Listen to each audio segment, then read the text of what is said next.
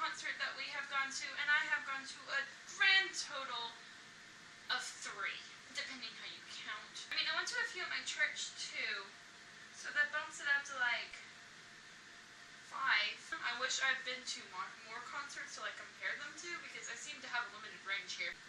My favorite one by far would probably have to be Switchfoot, because that was my first and really my only actual concert experience other than Contour. There's something about YouTube players that going out there and you feel a connection there, even if they don't even know you exist, you still feel that connection because it's a smaller group of people. And it's nice to see people who create their own work, even if it's about Harry Potter and Twilight and all sorts of other stuff. Anyway, Switchfoot would have to be my favorite concert. It was at House of Blues. I was not young. It was when Oh Gravity came out. That was 2 CDs ago. On the 27th, that will be 2 CDs ago. I went with my family. It was pretty cool. I was about this far from touching John, who's the lead singer, which was very exciting.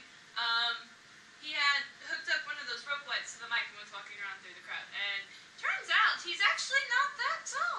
Also, he fell off an amp. That was probably the most memorable part of it, was that he jumped up and I should explain. John has this thing about climbing during his concerts.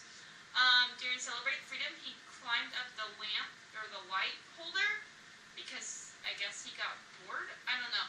But every time they tell him, don't go in a crowd and don't do this, it's like telling John, please do this and risk your life, because for whatever reason he feels this is okay. Well, at House of Blues, he climbed up on his amp and he is going for it and he is singing and he goes to step backwards and falls. And I mean like falls, and everything just stops. And all of a sudden you hear this one voice in the back, are you okay? And it was the funniest thing ever.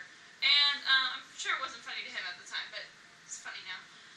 So, that was my favorite concert experience, only because it was my first one and most memorable one, I think. But again, I would like to see